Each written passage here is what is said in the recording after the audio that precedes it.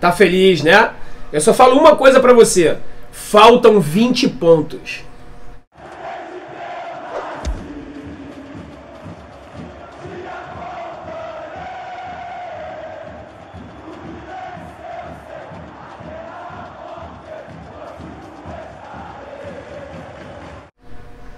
Fala galera, sejam bem-vindos ao canal Sentimento Tricolor.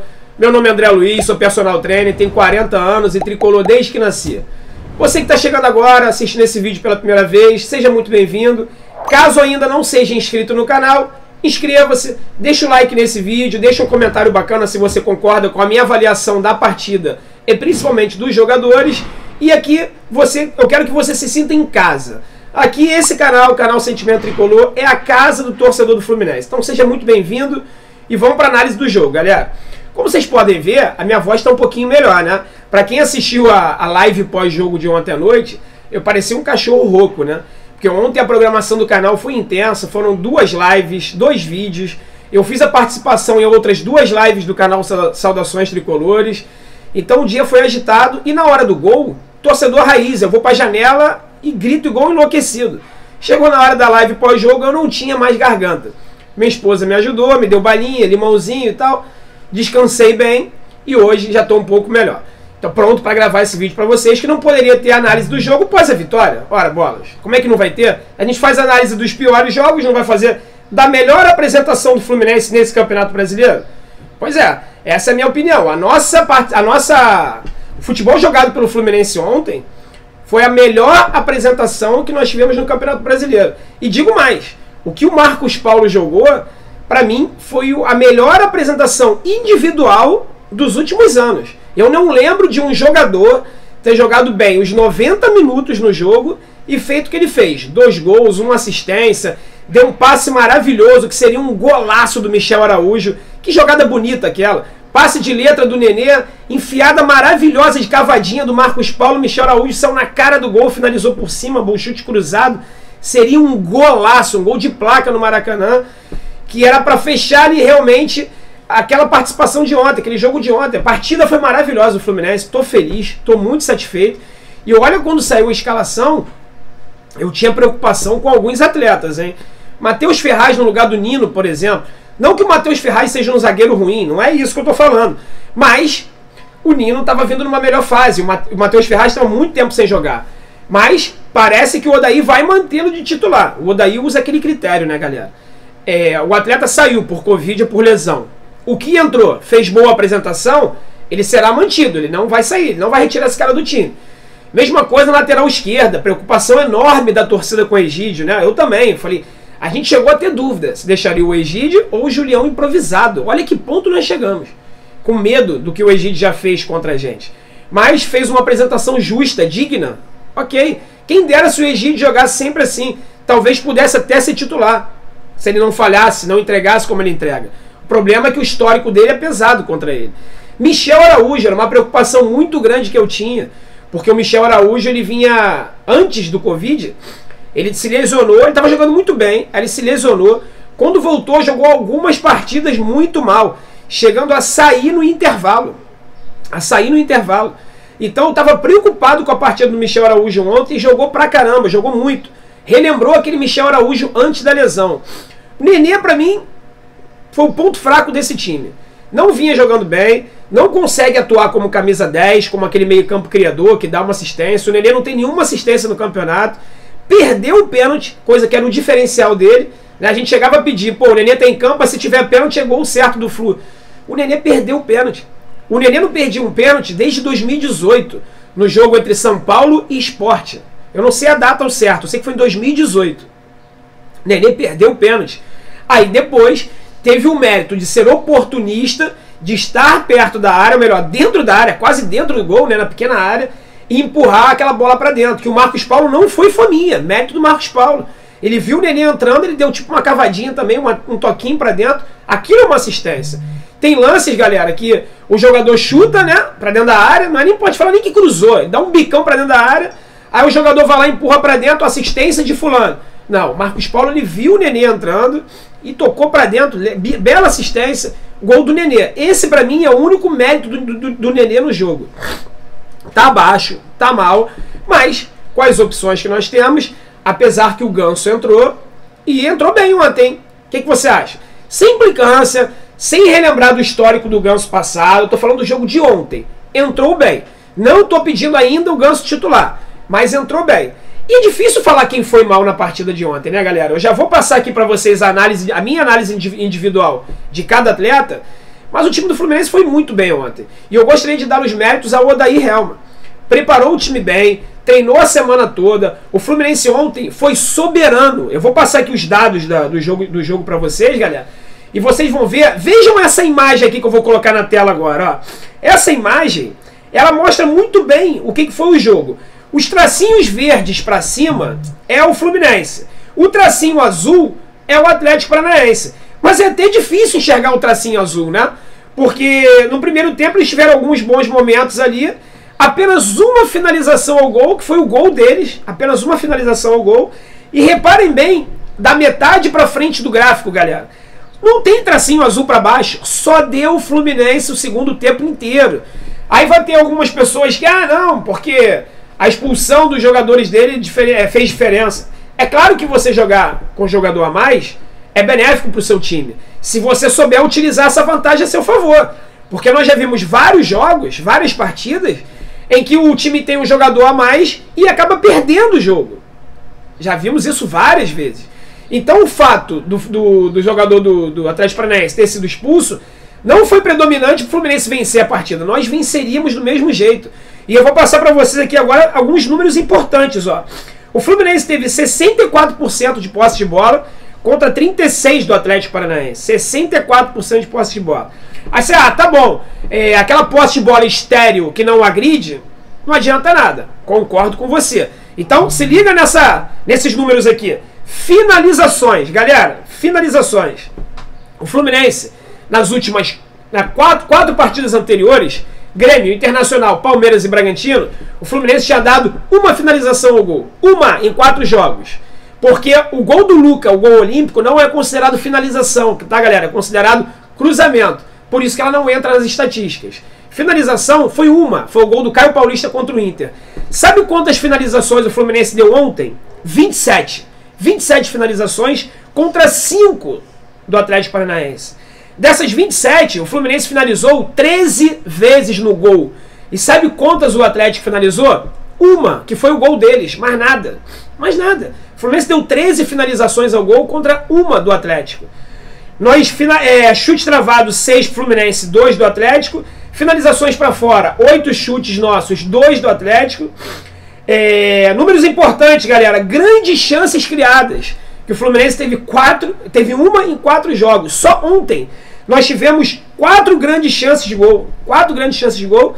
E 3 dessas, quase gol. Aquele lance que é quase gol. Então assim, a nossa performance ontem foi espetacular. Nosso aproveitamento de passe. Olha esses números. Finalizações de dentro da área. Que não é uma característica do time do Fluminense. O time do Fluminense finaliza muito de fora da área. Ontem nós tivemos finalizações de dentro da área, 19 finalizações. 19. Fora da área, 8. Então o time do Fluminense ontem jogou em bloco, jogou compactado. Isso facilita os jogadores fazerem tabela, conseguir entrar dentro da área do adversário e finalizar o gol. Coisa que nós não fazíamos nos jogos anteriores. Então, Odair, você está de parabéns pelo trabalho realizado durante a semana. O time foi muito bem.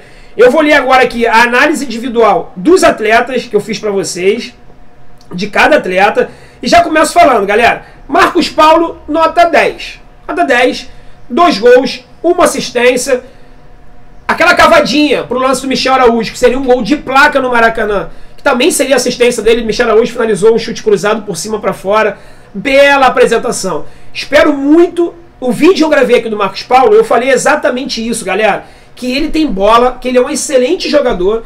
Ele só precisava estar com a cabeça no Fluminense. Ele precisava estar querendo jogar. E vou falar uma coisa pra vocês, hein. Eu acho que o Marcos Paulo vai renovar com o Fluminense, hein. Vamos ficar atento aos próximos capítulos. Mas eu acho que o Marcos Paulo vai sim assinar uma renovação com o Fluminense. Isso não significa a permanência dele no Fluminense. Ele quer ir pra Europa, ele quer ser vendido. Mas presta atenção nisso. O Marcos Paulo Tenho a impressão que ele vai renovar com o Fluminense. Significa que ele vai ser vendido muito provavelmente ano que vem e pelo menos o Fluminense não ficará de mãos abanando. Vamos receber alguma coisa, ok? Mas é uma pena, eu queria que ele ficasse pelo menos até o... Se Deus quiser, nós vamos nos classificar para a Libertadores, faltam 20 pontos. E eu gostaria muito do Marcos Paulo disputando a Libertadores. Isso é cenas dos próximos capítulos. Estou analisando aqui a atuação individual. Uma das melhores atuações dos últimos tempos, individualmente falando no Fluminense. Há muito tempo que eu não vejo isso. Aí você vai falar assim, mas tem o Nenê que fez hat-trick. Contra clube pequeno, contra time sem expressão, não adianta. Ontem foi jogo de Campeonato Brasileiro, o time do Atlético é forte, o River Plate, que é o melhor time das Américas, roeu o osso para ganhar deles, eliminar eles da Libertadores. Isso eles com 8 desfalques. Então a nossa vitória ontem foi maiúscula e soberana. Não tenho o que falar sobre a vitória do Fluminense. Marcos Felipe, galera, não falhou no gol, apesar de ter feito golpe de vista, né? Que eu considero uma falha não técnica. Corrigindo a minha frase. Eu não considero que ele tenha falhado no gol, mas eu considero uma falha técnica o golpe de vista que o Marcos Felipe faz. Quando ele acha que não dá para ele alcançar a bola, ele simplesmente não pula. Eu acho isso um erro, uma falha técnica. Ele tem que pular, ele tem que tentar. Vai que ele consegue chegar na bola. Mas enfim, o gol de ontem não foi falha e não teve trabalho. Como eu falei para vocês, o Atlético finalizou uma bola no gol. Calegari, atuação sólida, firme no desarme, titular absoluto da lateral direita. E o Julião não pode voltar mais. Nota 7. Esqueci da nota do Marcos Felipe. Nota 6, Marcos Felipe, tá? Calegari, nota 7. Matheus Ferraz e Lucas Claro não tiveram trabalho na zaga de ontem. O Atlético atacou muito pouco. Matheus Ferraz jogou firme. Lucas Claro também. Então assim, não dá para avaliar muito a nossa zaga porque eles quase não trabalharam. Então nota 7 para cada um também. Egídio. Ele começou errando muitos passes, inseguro, a pressão em cima dele era muito grande, mas depois ele se firmou, fez bons cruzamentos, apareceu muito no ataque, apoiou bastante, e eu dou justamente para o Egídio uma nota 6,5. Mereceu ontem, Egídio. Hudson deixou o Abner passar nas costas dele no lance do gol do Atlético Paranaense. Tá voltando de Covid, apareceu no segundo tempo, quando ele jogou mais recuado, mais próximo ali da área, protegendo os zagueiros.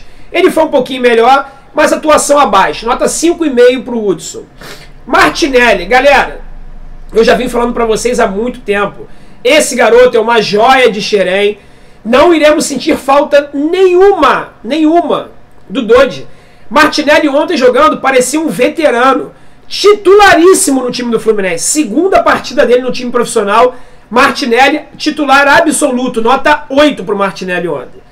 Michel Araújo voltou bem, jogando muito bem no primeiro tempo, ia fazer um golaço, chutou firme, cruzado por cima, se movimentou bastante, deu opções, demonstrou aquela garra que a gente já conhecia dele antes da lesão, e foi substituído no segundo tempo, mas eu dou uma nota 7 para o Michel Araújo, boa participação. O Nenê, como eu já falei para vocês, abaixo, na minha opinião, o pior jogador do time do Fluminense, não que tenha comprometido, poderia ter comprometido o resultado por ele ter perdido o pênalti, mas uma atuação abaixo, nota 5,5 para o Nenê. E para finalizar, o Wellington Silva buscou jogo, se movimentou, se escou para lá, se escou para cá, correu. No primeiro tempo, principalmente, voltou muito para marcar o lateral, para cobrir a lateral direita. Eu não gosto dessa postura. O Wellington Silva tem que jogar do meio para frente para ele poder ser a nossa válvula de escape. E uma atuação ainda abaixo do que foi o time. Então eu dou uma nota 6 para o Wellington Silva. Os jogadores que entraram, Felipe Cardoso, nota 0. Para mim, nota 0 sempre Felipe Cardoso. Hashtag fora Felipe Cardoso. Luiz Henrique entrou na metade do segundo tempo, não conseguiu produzir muita coisa, nota 5,5. O Ganso entrou bem, conseguiu executar bem aquele papel de articulador do time. Já melhorou um pouco a minha imagem que eu tinha perante o Ganso, então nota 7 para o Ganso ontem. Miguel entrou faltando 1 minuto, não tem avaliação. E o André também entrou faltando muito pouco, também não tem nota.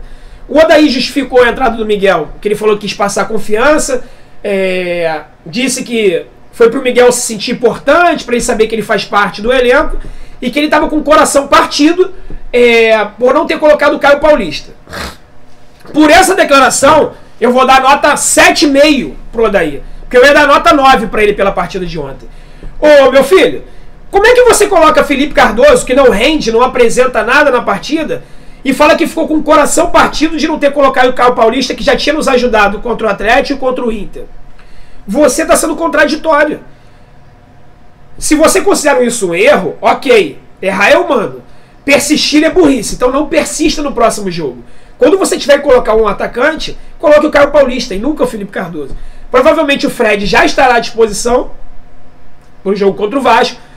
Eu colocaria o Fred no banco, começaria exatamente com o time que foi ontem, talvez o Danilo Barcelos no lugar do Egídio, mas se eu tivesse a garantia que o Egídio jogaria partidas honestas, como ele jogou ontem, e apoiando do jeito que ele apoiou, ele e Danilo Barcelos é o mesmo nível.